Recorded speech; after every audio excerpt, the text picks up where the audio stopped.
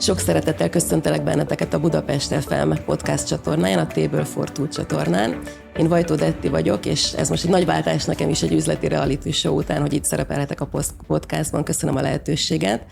Egy olyan vendéget hoztam el nektek ma, aki számomra is nagyon inspiráló volt, rögtön az első telefonbeszélgetésünk alatt. Tudjátok, milyen ez, amikor beszélgetsz valakivel, és az energiaszinted egyszerűen csak megemelkedik. Ő mentőhelikopter pilótából avanzsált már egy milliárdos vállalkozóvá, létrehozta Magyarország legnagyobb üzleti networking szervezetét, ezzel nagyon-nagyon sok embernek, nagyon sok vállalkozónak segített sikeressé válni ezen az úton. Nem utolsó sorban egy 4 gyermekes apuka, nem tudom, hogy menedzseli az életét, de majd erről biztosan fog nekünk mesélni. Rengeteget van külföldön, elismert előadó Magyarországon és külföldön is. Így kérlek, hogy fogadjátok nagyon-nagyon sok szeretettel a vendégemet, Avidor Andrást. Sziasztok, köszönöm szépen a meghívást, meg köszönöm Dettinek ezt a korai első lehetőséget a podcastban. Igen, köszönöm, hogy itt vagy, András. Pár napja hallottam egy beszédedet, egy nagyon rövid beszédet a BNI, ugye erről a szervezetről beszélünk egy rendezvényén, ugye 15 éves volt, és hát azt kell, hogy mondjam, hogy egy nagyon határozott, nagyon erőteljes személyiségnek ismertelek meg, és mégis nem azt mondom, hogy elsírtad magad, de elérzékenyültél ott. És ott meséltél egy sztorit, ami 6 éves korodban történt, amikor anyukáddal beszélgettél az értékekről. Induljunk ki innen, jó? A BNI kapcsán, hogy is indult ez gyerekkorodban, 6 éves korodban ez? Ugye, pontosan, amit mondtam, ott először is megleptek, tehát nem tudtam, hogy felkérnek, hogy mondjuk egy fél percet egy rendezvény elején arra, hogy milyen a 15. évfordulón túl lenni, és arról meséltem, hogy az ember eldöntheti mindig, hogy milyen irányba megy. Eldöntheted azt igazából, hogy mások kárára dolgozol, vagy másokért dolgozol. Eldöntheted azt, hogy értéket teremtesz, vagy magadnak teremtesz csak vagyont, vagy értéket. És ott példaként hoztam azt föl, hogy amikor anyukámmal néztünk valami háborús filmet, én emlékszem, mit mondhattam gyerekként, de ő azt mondta, hogy emlékezz arra a film, amikor az egyik katona lelövi a másik katonát, akkor a másik katonának is van egy anyukája, ugyanolyan, mint én, és ez nagyon sokáig sírni fog, és szomorú lesz, hogy elvesztette a fiát. És ez bennem annyira megmaradt, hogy amikor lehetőségem volt eldönteni, hogy tényleg értéket teremtek, vagy embereket mentek, vagy embereket támogatok, vagy bármifajta kárt okozzak, akkor mindig ez van bennem, hogy segítsük az embereket, segítsünk jobbá tenni a világot. És igazából a BNI így kötődik ehhez, hogy amikor egy elég hosszú karrier után kaptam egy következő karrier lehetőséget, ami egy ilyen álomkarriernek számított. 26 évesen 8 éves szerződést írhattam alá, nagyon magas fizetéssel, lakhatással, autóval, ruhával, sőt, benne volt, hogy fél évente egy 5 csillagos szállodában 7 napot fizetnek, hogy pihenjünk. Most a mentőpilótai karrieredről beszélünk. Igen, de hogy volt ott egy pillanat, amikor akkor le akartam írni, hogy végül is mi az, amit én szeretnék. És ott is ezt tért vissza, hogy én valami olyasmit akarok csinálni, ami most már túlmutat azon, hogy egyénileg megmentek embereket, vagy segítek embereket, hanem még nagyobb rendszert akarok létrehozni, amelynek a célja ténylegesen az, hogy több embert segítsünk. És így jelent meg aztán a BNI. Hogy találkoztál Ivan Meisnerrel, a BNI-nak az alapítójával? Ivannel 2009 év végén találkoztam, ugye előtte 2007-ben írtam azt le, hogy mi lenne az én következő életpályám. Tehát ott álltam, megkaptam ezt a 8 éves karriert, de nem voltam boldog tőle. Ez volt a megdöbbentő. Tehát egy ilyen álomkarriert megkapsz, fölhívnak telefon, hogy akkor megvan teljes feltételrendszer, amire mindenki vágyik. 8 évből 3 évet fizetnek még egyetemen, hogy diplomát szerezzél, tehát tényleg egy csoda. Rengeteg pénzt kapsz az elején, de nem voltam boldog. És írtam egy ilyen listát, hogy mi okoz nekem boldogságot, mi okoz nekem örömet, milyen dolgokat szeretnék elérni az életembe, és nagyon gyorsan láttam, hogy ez a következő 8 évből az első év az még talán, de a következő 7 az nem érdekel. És ezt követően ezt a listát megírtam, egy pár hétre rá a BNI megjelent. És innen jutottam el végül az Ivan Meisnerhez. Ez nagyon érdekes, amit mondasz, és itt most a hallgatóknak is ez egy érdekes üzenet, ugye a célok. Ugye mindset alapelvekről beszélünk, siker alapelvekről beszélünk, hogy mitől lesz egy ember sikeres, akár a magánéletben, akár az üzleti életben.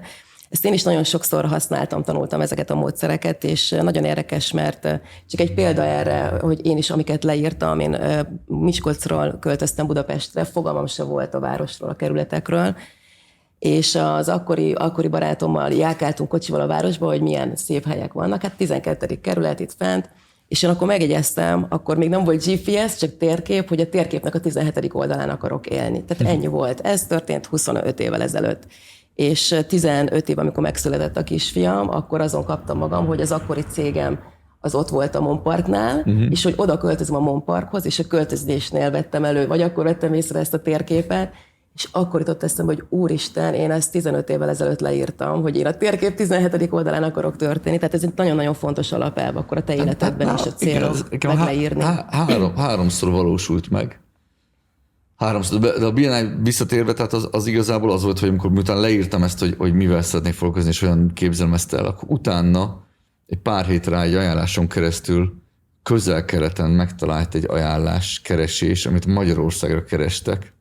És nem is, tehát nagyon hosszú történet, de a lényeg az, hogy végül, amikor meghívtak az első BNI találkozóra, akkor nem tudtam, hogy mit, tehát nem is értettem, hogy üzletemberként, tehát egy mentőhelikopterpilótaként nem értettem, hogy az üzletemberek mit csinálnak ott.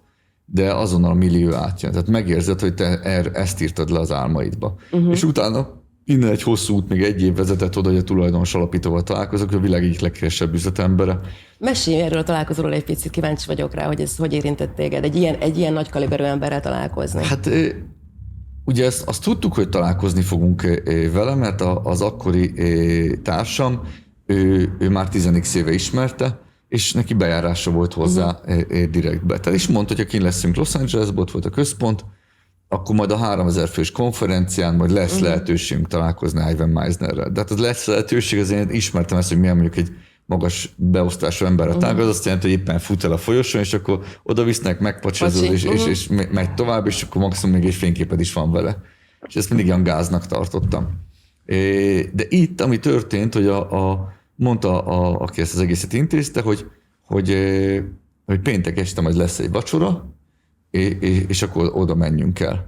És kislányom volt velem, meg az ex-feleségem, és hát küldött egy címet az úriember, hogy akkor majd itt várnak minket vacsorára. És hát mi felöltöztünk szépen, és hát elindultunk Los Angeles.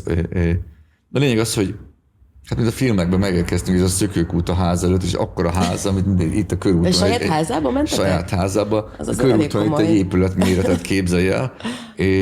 És itt bementünk, és ott várt minket, nem tudom, minek hívják, ez Komornyik, bármi, és belépsz, és jobb oldalt egy Rembrandt festmény lóg a falon, bal oldalt egy 3000 éves üvegcsésze Jeruzsálemből, két ilyen feleftem ezek a felmenő lépcsők, és akkor kijöttek utána Komornyik fogadott, akkor ők fogadtak minket, az úgy megdöbbentett, és akkor még voltunk rajtunk, még négy embert fogadtak, tehát 6-an voltunk, meg a kislányom, és akkor átvezettek minket a welcome szobába, utána a bár szobába, tehát eljutottunk a vacsorához, ez egy fél órát mentünk a szobákon keresztül, de rövidítve végül együtt vacsoráztunk, és hát nagyon érdekes volt, tehát egy teljesen más világ. Mi volt rád jobban hatása? Ez a gazdagságfényűzés pompa, most nem. Mindegy, vagy az ő személyisége?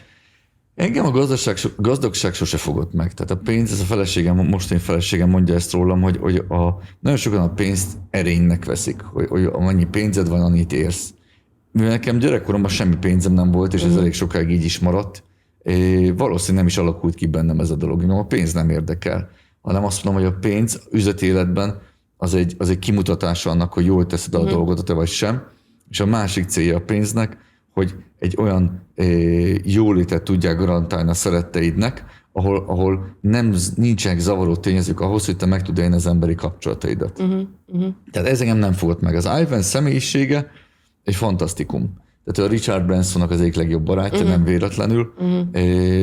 Az Ivan egy nagyon-nagyon-nagyon okos, intelligens és kiváló emberi kapcsolat, kiváló emberi mértékekkel és emberi kezeléssel rendelkező, vagy nem is tudom azt, hogy kifejezni, jó humán képességei vannak. És akkor ez volt az az értékrend, amivel te tudtál azonosulni, amit leírtál magadnak, hogy te ezt szeretnéd képviselni. Igen, tehát valójában én nem tudtam, hogy a BNI-nak mi a víziója. Tehát én 2008 év elején, amikor leírtam a sajátomat, hogy én megváltoztatom azt, hogy Magyarország üzletel, etikusabbá teszem, együttműködőbbé, ne legyen mutyizás, akkor nem tudtam, mi a BNI víziója. És a BNI víziójával én 2009 novemberében találkoztam, tehát kb. Egy másfél évvel később, és minden anyagon ott volt rajta, hogy changing the way the world does business, hogy megváltoztatjuk azt, hogy a világ üzletel. És aztán az Ivan-t kérdeztem meg a vacsorán, hogy ez mi? Mondta, ez a víziónk, jobbá tesszük a világot. Ott meg volt a döntés. Igen, az úgy nagyon szépen összeállt. Minden egy döntéssel kezdődik, ugye ezt nagyon sokan mondják, viszont azt tudom rólad, hogy ugye 12 évig voltál külföldön, mielőtt Magyarországon elkezdted építeni ezt a szervezetet, és amikor hazajöttél, akkor gyakorlatilag még talán egy öltönyöd se volt, vagy talán egy öltönyöd volt. Egy zakom. Egy zakód volt, nem nagyon volt ugye vállalkozói tapasztalatod, sőt semmi, nem volt ismeretségi köröd. Na, hát hogy indult ez, András, hogy itt volt a vízió, itt volt az értékrend, és egy nulla kezdésnek, hogy indult ez az egész? Hát ugye azért volt aránylag könnyű helyzetben, hogy én előtte már egyszer ezt megcsináltam az életemben. Tehát én 9 évesen döntöttem, hogy pilóta leszek, eldöntöttem, hogy melyik országokban, mindenki kiröhögött, 12 évesen még tovább konkretizáltam ezt, és aztán 15 és fél évesen én fogtam és elköltöztem külföldön, mert pilóta akartam lenni. És ott ezt a sztorit ezt nem is tudtam rólad. Végig kiröhögtek, ugye kollégiumba kerültem, ott se hitték el, és aztán végül én az államelnöknek írtam, hogy én pilóta akarok lenni, és ezt segítsen már, és hát jött a segítség, és utána kiderült, hogy tök alkalmas vagyok sok mindenre. Tehát ezt a fajta éles váltást én egyszer megcsináltam, és ugyanez volt itt is, hogy mivel fölmondtam ezt a 8 éves munkaszerződést, ezért olyan büntetést kellett fizessek, hogy konkrétan az összes addig 8 év alatt ledolgozott, megtakarított pénzemet, azt nagyjából a 70%-át vagy 60%-át azt vissza kellett adni büntetésként.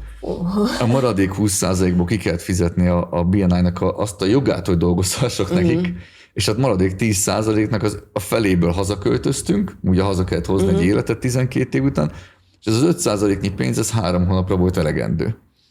És így hazajöttünk, és hát ugye talán a legfontosabb dolog, amit én mindenkinek tanácsolok, hogy a Brian Tracy-vel egyszer reggeliztünk együtt, előadók voltunk együtt egy színpadon, életem egyik ilyen üzleti csúcspontja volt, hogy nem az, hogy én fizettem, hogy színpadon lehessek vele, hanem meghívott főadóként, fizetett előadóként, a Brian Tracy előtti előadó voltam. Wow, gratulálok! És ő mondta azt, hogy a legfontosabb dolog, amit az embernek ki kell alakítani a 30-35 éves koráig, ez a earning ability. Tehát legyen meg az a képességed, hogy te pénzt tudsz keresni. Hogy te olyan értéket tudsz teremteni bármikor, bármilyen szinten, hogy abból meg tudsz élni. És nekem ez a fajta hitem magamban, miután nagyon gyerekkoromban már itt a 4-es 6-os villamoson virágokat értékesítettem, hogy legyen elég pénzünk a következő kajára.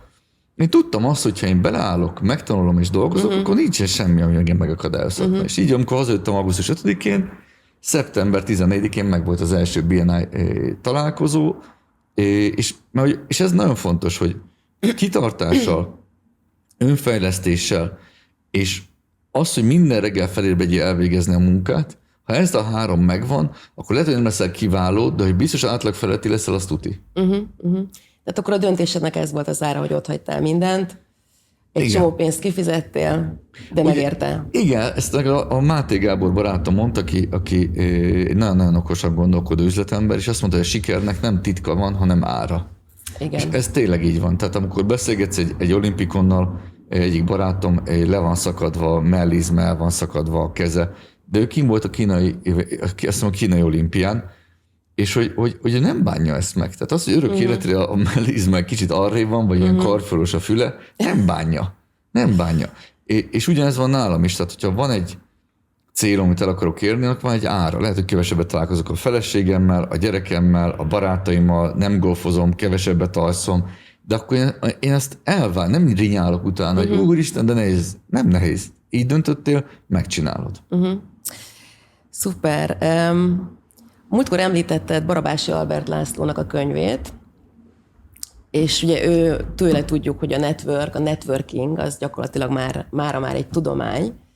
Erről mesélnél egy picit, hogy az üzleti életben, ugye a BNI-nak a fő fókusza az üzleti networking, az ajánlások, ingyenes ajánlásadás, hogy te miben látod ennek a létjogosultságát, vagy hogyan tud ez segíteni a vállalkozóknak, és akkor most már kicsit itt térjünk rá a magyar vállalkozói rétegre. Tudod, vannak olyan törvények, olyan csodák, amik mindig is léteztek, csak aztán jön egy tudós és leírja a létezésüket. Jó, tehát a gravitáció azelőtt is volt, hogy felfedezték volna. Tehát Newtonnak nem azért esett a fejére az alma, mert ő feltalálta a gravitációt, hanem azért, mert a gravitáció előtt is ott volt.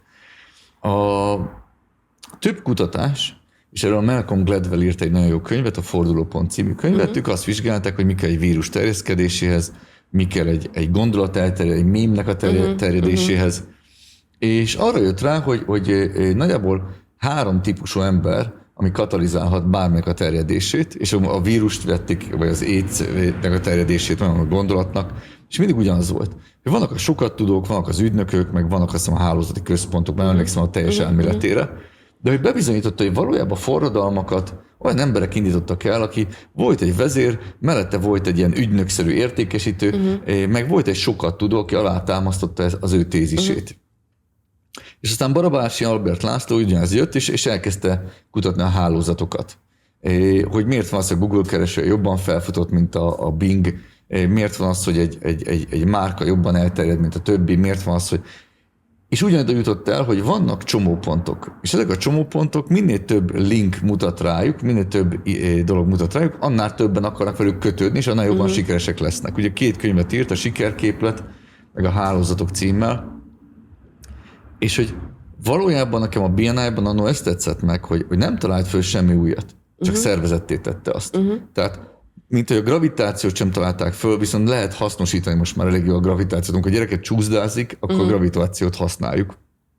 Hogy itt is ugyanaz van, hogy ez ősidők óta működik, hogy vannak olyan emberek, például az unokatestvérem, vagy az egyik legjobb barátom, mindenkit ismernek. Tehát az Andris óvodáskora óta mindenkivel tartja a kapcsolatot. Vannak olyan emberek, akik rengeteget tudnak, sokat tudók. És ha ő azt mondja, amit a Géza mond, az tényleg így van, mert van 63 000 könyv, amit elolvastam, és alátámasztjuk, mindenki el is hiszi. Na most, ha a Géza mellett van egy Andris, aki azt mondja, a Gézánk, amit most hozott termék, az nagyon jó. És elmondja 10 000 embernek, mennyi emberre tartja napi szinten a kapcsolatot, és a Géza meg kellően egy vezértípus, aki ki tud állni és erről tud beszélni, akkor ez a 3 ember képes bármit megváltoztatni. Ez a networking lényege. Na ez nagyon jó, hogy mondod, én nem olvastam a könyvet, de ez most így összeállt a fejemben, tehát ha jól értem, akkor különböző típusú emberek, különböző skillekkel, képességekkel, hogyha összeállnak, akkor az nem 3x1, hanem 3-szor sok. Tehát, hogy hatás többszöröződik az ő eredményük. Ez konkrétan a networking az azt jelenti, hogy olyan hálózat, ami dolgozik. Ez nem net eating, vagy net seating, tehát nem azt mondja, hogy itt kajálunk, nagyon sokan azt hiszik, hogy ez a kapcsolat. A kapcsolatépítés az tényleg az, amikor most leülünk, beszélgettünk, eszünk egy kólát, vagy nem tudom, iszunk egy kólát, és hazavisszük végül egymás névjegykártyáját.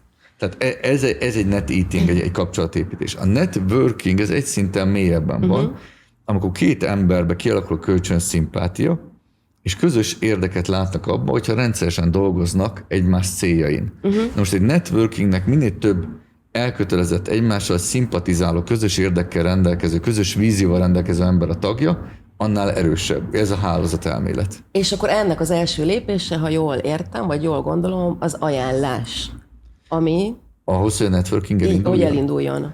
Azt mondom, hogy ez több lépcsőből áll. Mondom, az első talán az abból áll, hogy a kapcsolatépítés. Tehát az ember, aki barlangban él, soha nem fog tudni egy olyan hálózat része lenni, ahol rendszeresen ajánlják. Nem tud. Ugye, mert hozzá senki nem kötődik. Ő magához kötődik. Ez egy pont.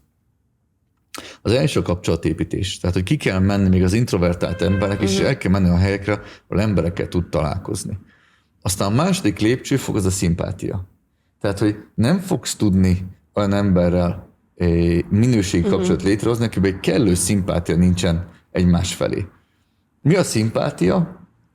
A figyelem. Ha érdeklődően tudok figyelni valakire, legalább 1-2 percen keresztül, a másik ember engem szimpatikusnak fog találni.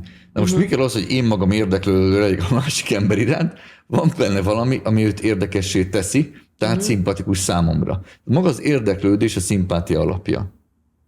A szimpátia után pedig jön az a rész, amikor ezek a mély interjúk, hogy ki a Vajtó Detti, mi a célja, mit szeretne elérni.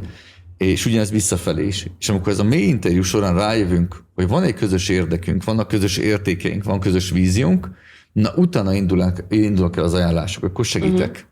És ha ez a kölcsönösen megy ez a segítés, akkor ez egy networking. Értem. És onnantól kezdve pedig, mivel azt látjuk, hogy ez jó és eredményt hoz, na onnantól kezdve berobbanni. És ennek a csúcsa, amikor rádöbbenünk, hogy hoppá, Dettenek van még egy barátja, aki szintén ugyanabban az érdeklődési körben szimpátia, bizalom beférne, és már 3-an vagyunk, aztán 4-en, és aztán egy ilyen networking közösség lehet akár több 10,000 fős. Gondolj bele egy nem tudom, egy meme-nek az egy párt. Igen. A párt az is egy networking. Igen. Érdekes, hogy mondod ezt az ajánlást. Én valahogy így régebben mindig azt gondoltam, hogy nem mertem segítséget kérni. Tehát egy ajánlás, ez valamilyen szinten segítségkérés, és amióta téged is ugye ismerlek, meg a BNI-nak a filozófiáját, most már 2-szer is használtam, egyszer, most éppen pont lakásváltásban voltam, és akkor úgy voltam vele, hogy jó, akkor tegyük ki. Kérjünk ajánlást, és így sikerült egy lakást találnom, és utána jöttem rá, hogy fú, tényleg, ezt miért nem használtam én korábban? Ezt az eszközt, vagy ezt a módszert, és hát igazából az álommelóm is. Azt gondoltam, hogy majd a műsor kapcsán fog rám találni a Szerelem projekt, és furcsa módon nem így történt, hanem az is egy ajánlás által, úgyhogy tényleg működik. Ha egy rövid sikersztorit el tudnál mondani a BNI szervezetén belül egy olyan céget, aki mondjuk X bevételre növekedett, akit kifejezetten ez a módszertan segített, nagyon röviden. Nagyon sok van. Tehát, hogy éves szinten 26 milliárd dollárnyi üzlet jön létre a találkozókon. Tehát az nem kevés. Ez nagyon sok. Tehát Magyarországon közeledünk a 100 milliárd forint realizált üzleti értékhez az itt létrejött ajánláskon keresztül. Tehát ez a belengondolsz, ez nagyon sok siker. Nagyon sok sikertörténet. Ez lehet attól is, amikor valaki nem tudom, még annó brokernetesként csatlakozott, és neki pénzügyi befektetésekre keresett ügyfeleket, és aztán végül olyan szépen kinőtte magát, hogy ma már egy hitelintézete van. Mert olyan kapcsolati tőkére tett szert, és így tovább. De konkrétan az egyik cégtársam ma már, amikor megismertük, akkor azt hiszem egy közel 70-80 millió forintos cég volt, és hát én cseszegettem, hogy mondom, figyelj, legyél már bátor, mondd el, ki az államügyfél. Kihez keresel kapcsolatot? A top kapcsolatot mondd el, légy szíves. És hát elmondta, az egy multicégnek a beszerzési igazgatóhoz keresett kapcsolatot, megszerezte az első multicéget, aztán a másodikat. Most közödik a 4 milliárd forintos árbevételhez. Wow. Igen, ugye ez körülbelül egy... Használva ezeket tehát most erről beszélünk ez egy 8 év leforgása alatt.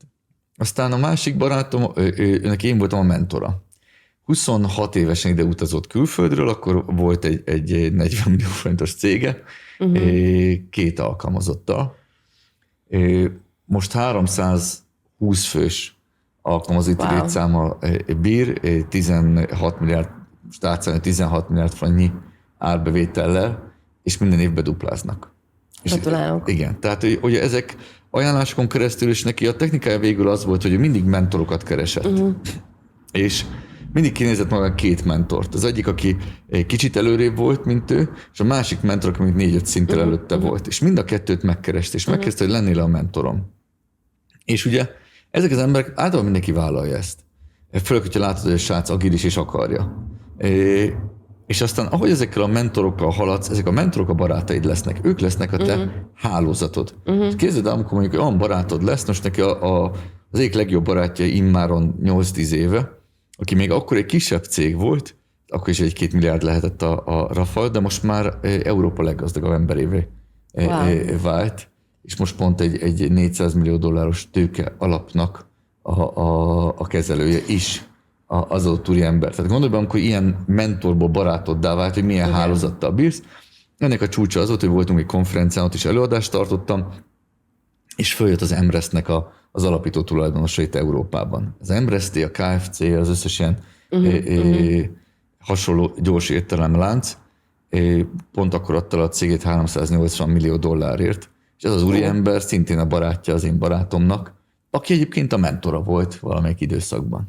Igen, ez nagyon jó, hogy mondod, ez a mentorálás. Szerintem mentor nélkül, ezt én is tapasztaltam az életemben, nem lehet fejlődni, mindig kell egy szakmai mentor, és jó esetben egy mindset mentor, és ugye nem szakmailag, mit tudom én, ingatlan, pénzügyek, bármi, hanem fejben, mindsetileg tud téged mentorálni.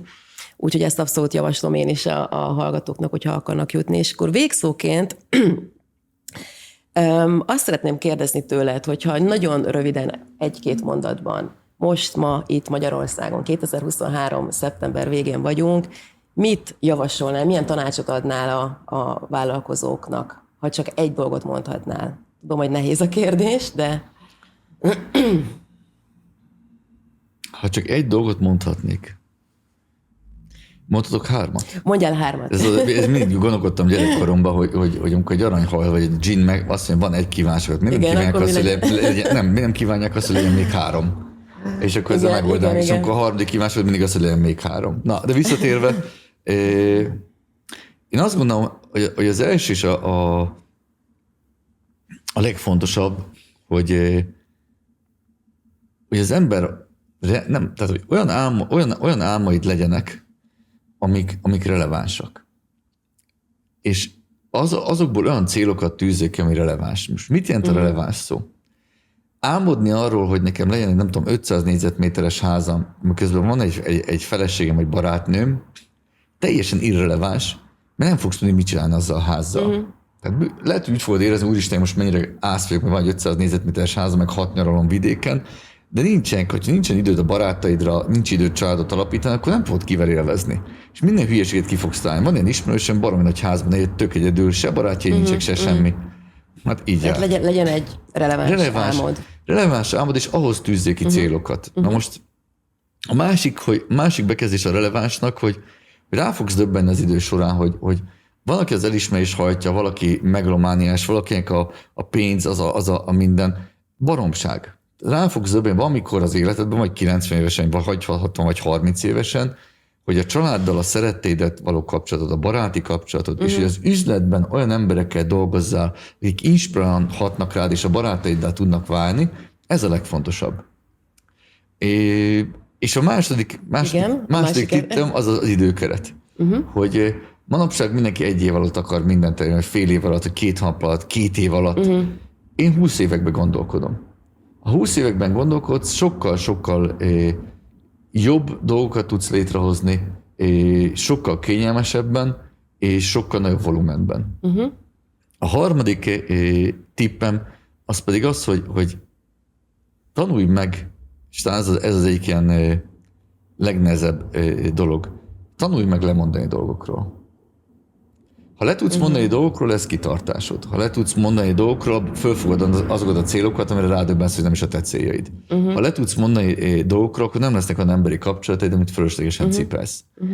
A lemondásnak a képessége nagyon-nagyon nagy hozzáadott érték tud lenni. Ez most nekem személy szerint egy nagyon jó üzenet. András, nagyon szépen köszönöm, hogy itt voltál. Úgy gondolom, hogy nagyon sok embernek tudtál segíteni a gondolataiddal, és tudtad őket inspirálni. Én köszönöm nektek is, hogy itt voltatok, és kicsit összegezve Andrásnak a sztoriát, ami nekem a legfontosabb volt, amit én kivettem belőle, hozz egy döntést. Tehát hozz egy döntést, és úgy tudod megvalósítani az álmaidat, legyenek céljaid, legyenek relevánsak a céljaid, mondjál le dolgokról, ezt most én be fogom építeni, és legyenek mentoraid, mindig egyel magasabb szinten lévő mentorok. Köszönöm szépen, hogy itt voltatok, találkozunk legközelebb is, és az üzenet az már, hogy merjetek álmodni, merjetek nagyot álmodni, tartsatok ki az álmaitok mellett, és a kedvenc figurámnak a mondásával búcsúznék tőled is, András, és tőletek is, a végtelenbe és tovább. Sziasztok! Sziasztok!